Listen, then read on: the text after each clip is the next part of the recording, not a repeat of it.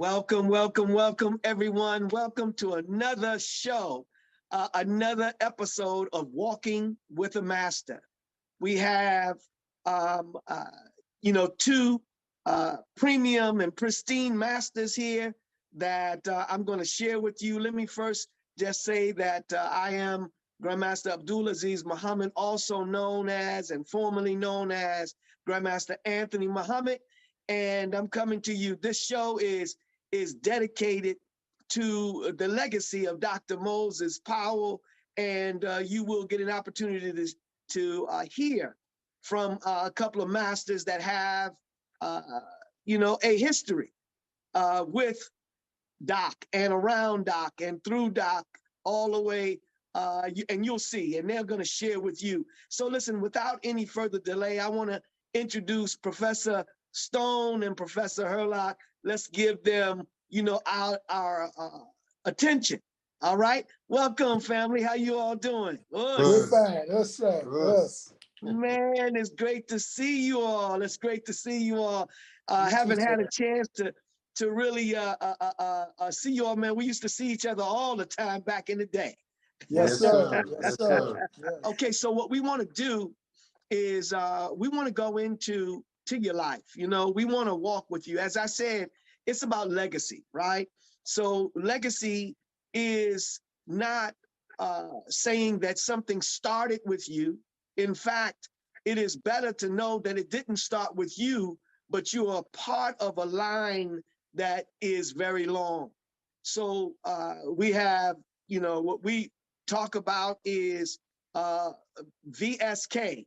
Well, what is VSK? VSK is Vijitute under and produced by, founded by Grand Professor Florendo Visitacion, or Supreme Grand Master Florendo Visitacion, and his student, Dr. Moses Powell, primarily, that's someone who has done some incredible things and produced some incredible masters. And we also have the K, the K, which is Kumite Jiu-Jitsu under and produced by Soke Little John Davis. So without any further delay, I want to get to you. So we want to talk about the legacy, where you came from. We had a previous show a few weeks ago, a few weeks ago, and we had, Professor Byron Hurlock there, and we were looking and waiting on you. Yes, sir. Yes, sir. We're waiting. I'm here now. He's here now. Thank you, Professor Hurlock, for making sure that we got our brother, that we can share his testimony and his life as well as yours continuously. Yes, so here we go. And I want to go right to you, Professor Stone. Tell me your history. Tell me something about your history. And I know Professor Hurlock is he's right there with you. So if it's something you miss, he's going to bring it out. Yes, sir. Yes, sir. As much as possible. Yes, sir. Yes, indeed. Okay, well, my history is, I started with Grandmaster Robert Crossan, Sugaroo.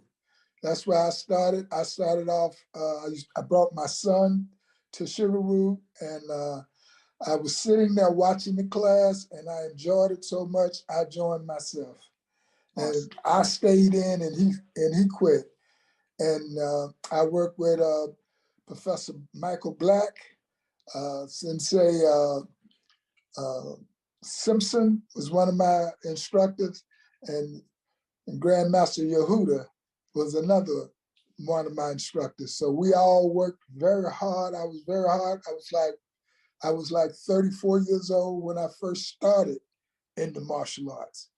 I was freshly out of the service. I was in the military for 4 years, and I just enjoyed it, and everybody enjoyed.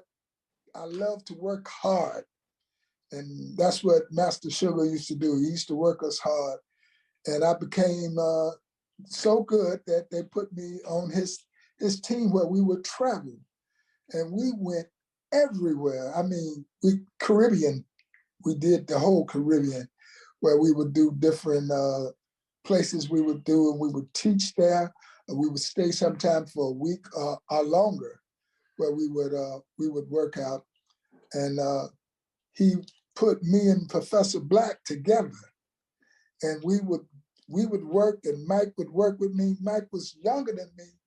I respected him as my teacher, but he respected me as a man, as an older man.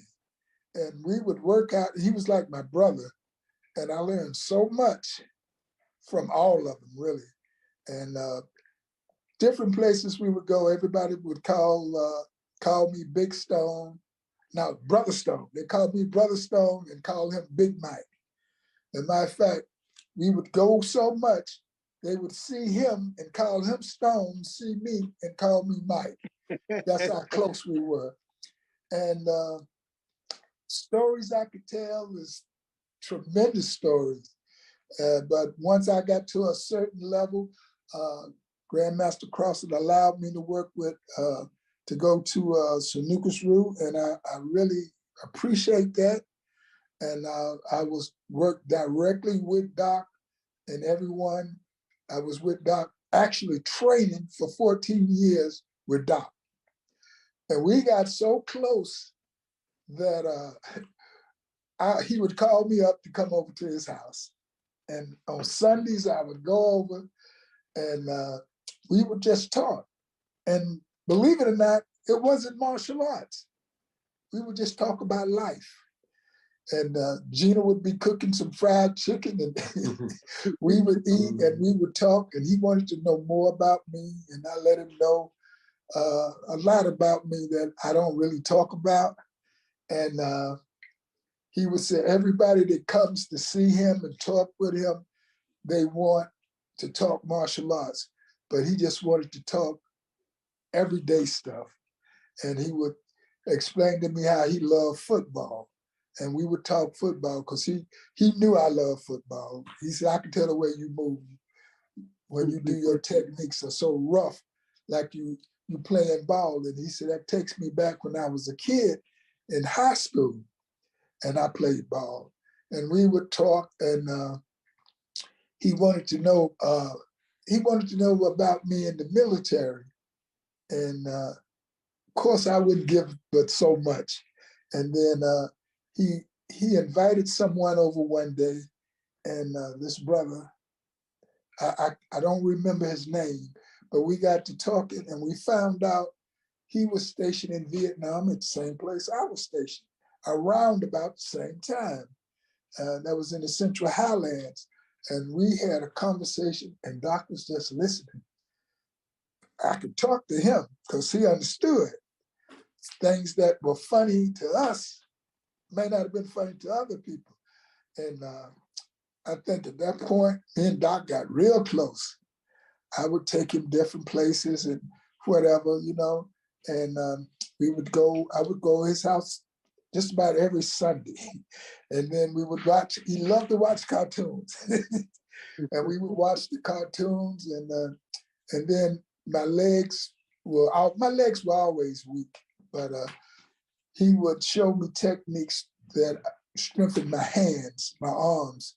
And there were certain techniques he showed. He said, these are techniques you cannot practice, because if you practice, somebody's gonna get hurt. So he broke down the technique, because you'll see the technique and think it's nothing. But if you just put a little pressure to it, the pain that you would feel, and if you really snap the technique, you would injure the person.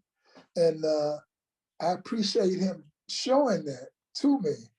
And then we got in touch with Hurlock. He wanted Hurlock to come all the way from upstate on Saturdays. I would call Hurlock up and say, look, the doc called, he wants you to come. I want you to meet me over to his house. And we would be over there just talking and discussing everything. They dragged me in, man. They dragged me in. We would discuss stuff. Oh, and when Doc would come to Sugar Root Dojo, he would work with me. He wouldn't work. He might work with somebody else, but he worked real easy with them. He'll lock me and he'll throw me, and I'll be laughing, and he laughing. Meanwhile, he still got the lock on. And it would be painful, but I just appreciate it because it was different. What it was different, I don't know.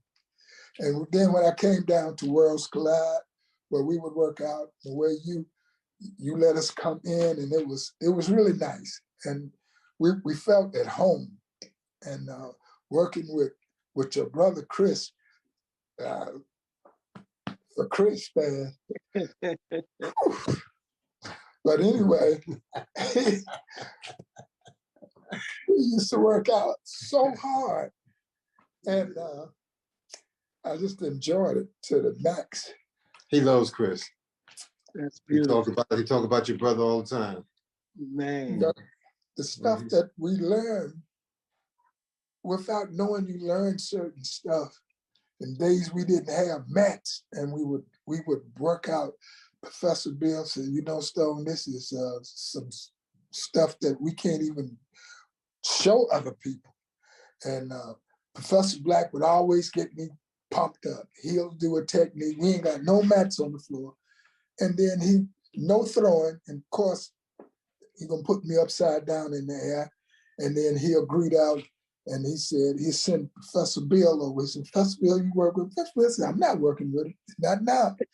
And Grandmaster Kane would come and we would work out. Now these are all masters. And if we get warmed up, somebody gonna get knocked out. And that's just the way the workout went. But Somebody did get knocked out. Well, like 2 or 3 seconds. Well, Professor Kane, I got a little loose and I was moving a little quick, and I knew I hit him and he went down, and I said, he knocked out. And he hit the floor and came up. I think he came down with that elbow and that was it. And the thing was that we would work out hard that way, and we wouldn't hurt, we wouldn't injure each other, but we was working out hard. And no one never got upset, no one never got angry. Matter of fact, after the workout, we would go eat breakfast. And they love to eat. It was just it was just something that we don't have now. We don't have that now. As a matter of fact, you can't even teach your kids the way I taught my kids. And Grandmaster Crossing gave me the bow staff. I like his bow staff kata. He was a 3-section man, but we did a bow staff kata now. And I would teach my kids, the ones that were able to learn that bow staff kata. You get to them a little at a time, and it takes time. People think you can come in and you can learn in 1 year. No, I got too much to give. That's right. And it takes 2 or 3 years for them. And when they do get it, they teach me. I'll show them something and they'll do it. And I'll say, wow, that's amazing. I said, I don't think I can do that. And we would go back and forth. Doc said, each one teach one. That's a true saying. Because I'm constantly learning now stuff that I didn't know. So it's a process that never stops. And you have to teach the kids not just the kicking and the punching, but how to live their life. Yes. And I used to go to the school to check out my kids, how they act in the school. And their grading, that was a part of their grading. And in the summertime, they had to read a book. And when they came back during the summer, they had to give a book report. They had to know how to talk in front of people. So I just enjoyed it, and Doc would really enjoy how I would teach the kids. And whenever there was a seminar I had at my school, Doc would always say, Stone, you take the kids. And I would teach the kids, and they would come up, and when they would do something, Doc looked at me and just bow his head. So it was just amazing that a lot of people said how Doc was, but he was different with me. Why? I don't know. Maybe because I was an older person, I don't know. But we had a different relationship, and I could talk to him, and I wouldn't bite my tongue, and he knew I wasn't going to bite my tongue, but he didn't bite his tongue, and it was a very, very good relationship I had with Doc. And it's the good relationship I had with Sugar. Grandmaster Crossing. We became friends. I mean, and I don't know, we all had a good relationship. And I just enjoyed martial arts. And everything I do is martial arts now. I mean, the way I walk down the street, how you check your back. We always say, watch your back. But how many people actually walk down the street and check their back? You have to do that constantly, especially today. I don't know what's wrong with the younger people. I don't know why they don't respect the value of life. And if you don't respect yourself, you're not going to respect anything else. So there's a need for good martial arts instructors, for good men to teach these young boys. It's not about the fight. It's about fighting without fighting. How can you disarm a person without even putting a hand on how you talk to a person? So, but martial arts it's a way of life with me now. My son tells me, Daddy, the only thing you talk about is the military and martial arts. I said, what are you talking about? And, but it's a part of my life. And I remember when I opened, I had the second school up in on Nostrand Avenue. I had everybody, I won't say everybody, but a lot of martial artists would come and we would film on what they would do. The guys from Hillside, New Jersey, let them perform. I let, of course, Hassan Khalid, my brother, we real tight, and let him just do his thing, and we would put it all on tape. And Olsen said, Lou Farrar, I've been knowing forever. And Lou was like, wow. And I would just tape them, and a lot of stuff we have and a lot of stuff I don't have. Professor Crossing, we would go everywhere. We went to California when we did our tapes, training tapes. People thought it was going to take us a week to do it. We could have did it in one day, but we did it in 2 days. And we went to, we met, Professor Black used to work with Eddie Murphy. We went to Eddie Murphy's house and stayed with Eddie Murphy for a whole week when he made the movie Harlem Nights. We was right on the set, and I was working out with him and let him throw me. We were showing him something. We went to Arsenio Hall show, met Arsenio. It was just, it just blew my mind to see someone working, a Black man with that much power was just, I'm from Alabama, so you didn't see that. And it was eye-opening, very. And the people that we met, and I tell people, some of the stars we met, nobody believed it, but I don't go into it trying to prove it. But when he came back, when Eddie came back to New York, we still stayed in contact with him. And when his uncle had the club in Long Island, we would all go down there and we would work the door and what have you. But the relationship that we had with these people was incredible. We sat at their table and ate with them, and all because of the martial arts. So the martial arts can take you places that you won't even think about. And it's just incredible. And the different martial artists that we met it's just incredible. And you'll pull something from each one of them. Professor Remy Pierce, he did the sticks and the knife fighting. The stuff that we learned from him is, I mean, how to disarm a person with a stick. It sounds like it's simple, but you don't have fear somebody come with you with a bat, a stick, or something like a knife. Please, you just walked into, you don't know what. And it's just the people that you learn, Professor Wally J, you meet these people a number of times because we go on, we do different tournaments with these people, and we go to Professor Cross would put on shows and all these people would be there and they all remember you. Oh, hi Stone, how you doing? And it was just mind blowing. And we owe it all to Doc. Because if it was no Doc, there wouldn't have been no crossing. No crossing, there wouldn't have been no Stone. So it's just incredible. And the young people, they don't know who we are. So like Professor Bill said, we have to leave them something so they could carry on what we done. So it's just incredible. Let me ask you this.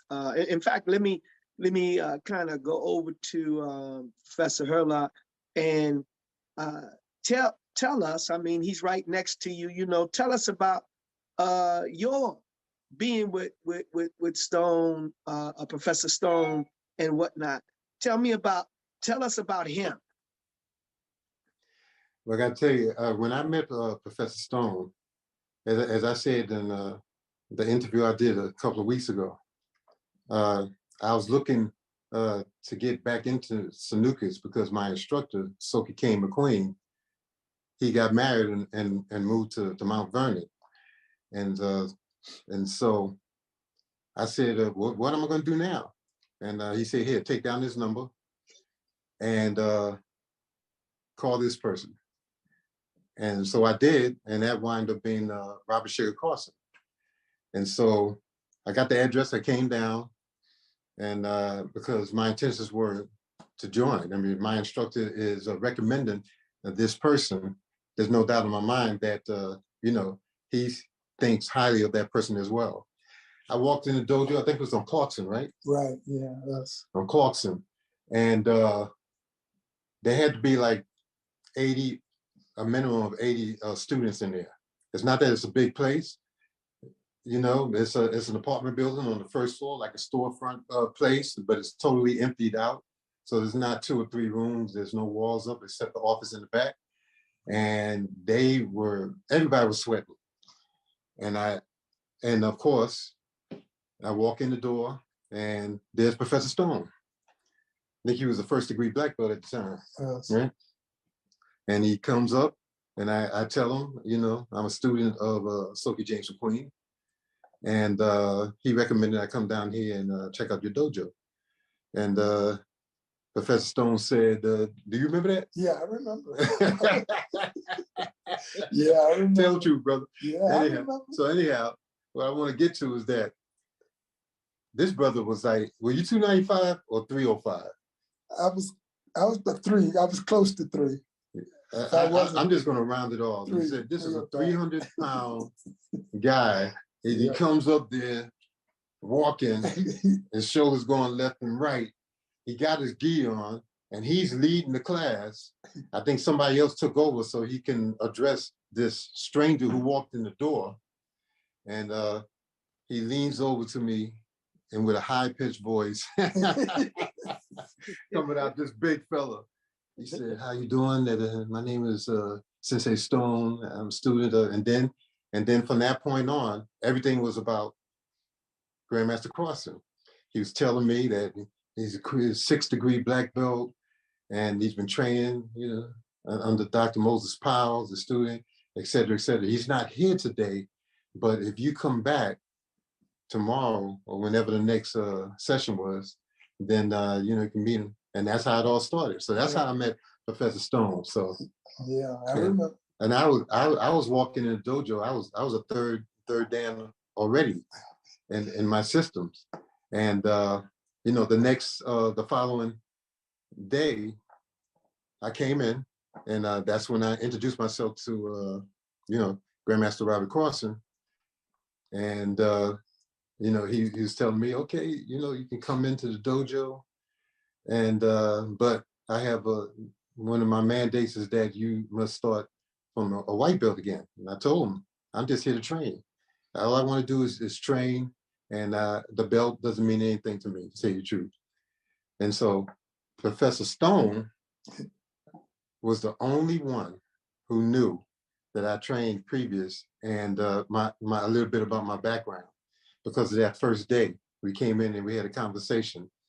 And so, you know, it was just a matter of time, though. Once I got on the mat, people saying, it looked like he knows a little something, you know, but that's something that Professor Stone kept to himself, because in a way I wanted that. And I knew that Robbie Corson just wanted to feel me out to see how I was as well. But I got to tell you that our journey, Professor Stone and mine, and Professor Black, and eventually, I think a year later, you know, you guys really got to know Sophie McQueen, Sophie Kane McQueen, my first jiu-jitsu instructor. And all four of us, let me see, 1, 2, 3, 4 of us together like thick and thin. Yeah. All those years. And you were with Black all the time? Yeah. When we did our techniques or demonstrations or tournaments, even most of the time working out. And I was with Sophie Kane. Right. You know, because I mean, we've been together for years prior to that anyhow, you know, and ever since then, and Professor Stone, Sophie Kane, and Black, if he was still alive, we still would be together like that. That's right. You know, that's the soul. But you know, just mentioning Black, I gotta take a moment as well. He was, first of all, I seen you all were always rolling together and coming through and all of that good stuff. And Black, you know, Professor Black, he was someone that he always liked to look like Doc. Yes. he would move, and he would, you know, he would do things, you know, that reminded me when I was, you know, really young, when we were young boys. And you know, Doc used to walk. Now, as you see, you know, Doc had those arms and whatnot. Now, his reason for his arms being out there is because he had wings. But our acting like him, you know, we're bringing our arms out as though we need, like it was like we had wings and had none. But the point, but I really liked to see you all when you came through, and Black was just, you know, he was just wonderful, and how y'all worked together, techniques that you all did. I mean, again, I just wanted to show my gratitude and appreciation to all of you as to how you presented yourselves. So let me ask this, in terms of Grandmaster Robert Crossan. You know, he took you all many places, as you said. Yes, sir. And you got a chance to meet people and that you probably would never have met because of the martial arts and his carrying you and taking you with him. What would you say to him if he were listening, you know, in terms of your gratitude for what he did for you? I would tell him I appreciated everything that he done for me and gave me and taught me.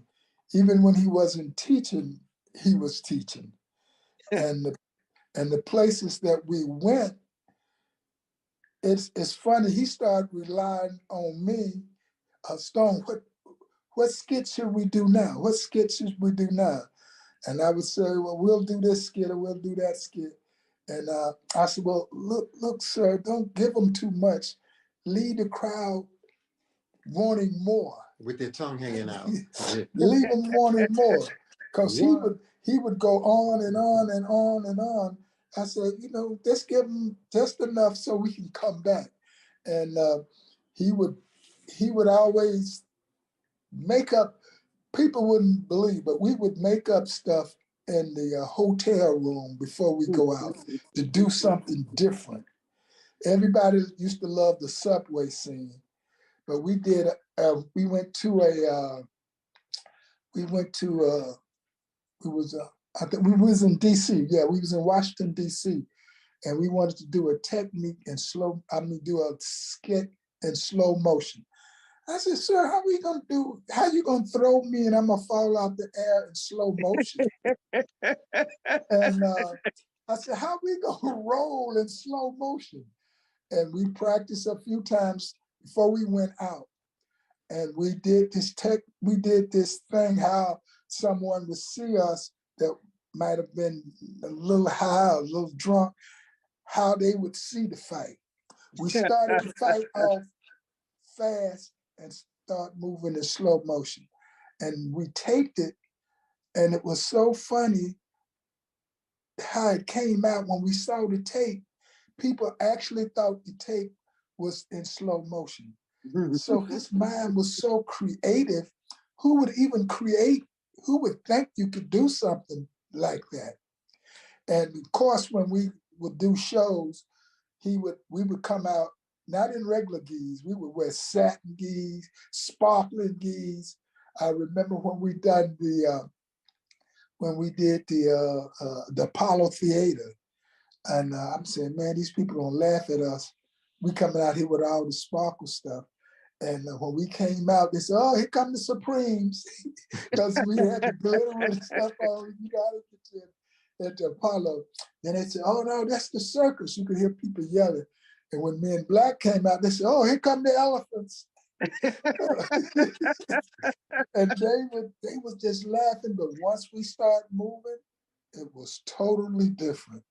And we just won the crowd over, and it was just what he taught us, regardless of what other people might think you look like, but once you start doing what you do, it's totally different. So that's what he gave to me, that no matter how hard it looks, but if you put in the time, you can do it. But you have to put in the time. You got to work hard. And we would work until 11 o'clock at night in the dojo on one or two techniques. And no more than that technique, over and over and over and over. So you can imagine how many times you have to do that technique in 2 or 3 hours. And if you're not in shape, you can't even do the technique. So the most important thing is to be in shape. And that's what he gave to me. And that's what I gave my children. You know, your endurance is your insurance. And if you don't have the endurance, you know, you're the only one can stop yourself from being whatever it is you want to be in life. Because if you stop, then it's not going to happen. Nobody else can stop you. So that's what he gave to me. And we became real good friends, because we became good friends. But being a martial artist, a lot of stuff, you know how martial artists are. But that's life. But I love every minute, every second that I was with him. And you see him, they would see me, that first thing people say, how Sugar is doing. So I'm bound to him forever. And the people who know, the martial artists know how I was with the doc, they would say, yeah, man, I know you and the doc was close. And some people say, well, I didn't know y'all was that close like that. I said, we had a different relationship. And he would say, like Christmas, not Christmas, when his birthday, people would give him gifts. And he would tell me, I'm tired of people giving me knives and stuff. Give me something from their heart. I'm just tired of weapons. I'm tired of martial arts weapons. And so it was just a different relationship that I had with him. Mm-hmm. I seen him as my friend. He was my friend. I respected him to the utmost, but he was my friend. But people didn't know that. But when I was around other people, I wouldn't show that. I wouldn't show that. Like Professor Bill, he knew. Hassan knew. They knew how we were. But only a few people that was close and was around us constantly. Doc would put me in some type of stance and make me stand there. I'm like, oh, it would be killing me. But I would stay there. I said, I'm not going to be the first one to give up. Right, right. And that was I would just do it. He knew it would be killing me. And he'd walk away and look back. And he would be with, I call the three amigos. It was Doc, Cofield, and what was the Was it Young? No, Young was something else too. But it was oh God, I can't remember his name right now. But it was three of them, and they were very, very close. And we would go to Mataka Bass School, and we would work out there. And it was just different. These men that I'm working with, that people are looking up. These guys knew martial arts in the 50s. That word didn't even exist in America. Didn't exist in my life. And they knew martial arts. We didn't know. The only thing we knew was judo. But it was just incredible. I mean, the way they pulled me in, I appreciate that. I was born in Alabama in 46.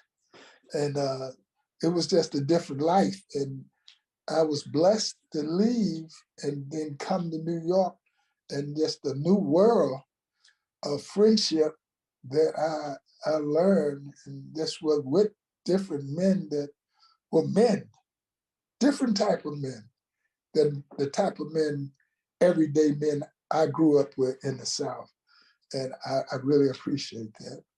That's awesome. Yes. What About that time when you were going downstairs when roads collide, and we were walking downstairs, and the doc was down there, and the way he recognized you right away? You remember that? Oh, hey, who's that coming down the stairs? I'll tell you. You go ahead and tell the story. No, you tell the story. Go ahead. Oh man. He knew exactly who it was. He said, "Who's that coming downstairs with a hole in his apple?" Because I didn't want to give up my throat. And he said, "You got a moon back there, brother. Give it up. Cut it all off. Cut it all off." And to this day, I still remember that. And since my hair's growing thinner, I said, "Man, I'm just going to cut my hair down lower so it won't look like I got a hole in my apple." Yeah. And he would always be on me like that, but it was just friendship. That was friendship, Yeah. That was something that this man I respect, and when he called me up for demonstration, he did the demonstration. I mean, he wouldn't ease up because we were friends. He done the technique the way the technique was, and it wasn't that I would go with him. Matter of fact, he was the second person that ever knocked me down without going a little bit. Professor V was the first at Sugaroo Dojo. This little man came and he was working with me, and he threw me. And I looked up at him like, how this little man throw me? And I didn't go. I wasn't ready to go, and I was in the air. And that was amazing to me. And the first time Doc knocked me down, we was in Hell's Dojo. We had a dojo we called Hell Dojo. I wasn't taking no hostage. Everybody had to die. It used to be a numbers place before Robert Carson rented it out. Yeah. And so they had no windows, no back door, only one way in, the same way out. And it was no circulation. Oh yeah. And Doc came, he did a technique on me, and he knocked me down. I mean, he knocked me down. And I turned and I looked up, and Mike must have seen my face, and he rolled up and he said, "Oh, sir, I got it." And I said, "Why he done that?" He said, "He just done the technique." I'm like, "Oh, okay." So you have to know people, and you had to be humble. But I wasn't used to anybody actually knocking me down. I wasn't even ready. Even with Professor V, I was like, man. And I remember Professor V told me I shouldn't throw a punch with my fist closed because I stopped my energy. I never learned the technique to do that. And I wasn't around him enough to question him. But I did go to his school quite a bit when Lou Farrar, Professor Lou Farrar was the head instructor at that time. Professor Black used to take me over there. We would go and visit different dojos. Matter of fact, first time I visited your dojo was when you was at the high school in the basement. And we would go down there. Right, yes. So he would take me to different places so people knew who I was. That was before I was even a black belt. And but in Shuru Dojo, green belt, you go look at the other schools, they would tell us, oh, you would be a black belt in my school. That's what my school, I ain't nothing. But a green belt. And that's just the way you got promoted once a year. You went up for, well, the word is you would go up for grading for once a year. You wouldn't necessarily be promoted. You might fail the promotion. And I appreciate that because you earned everything that you had. So, and you know what you know.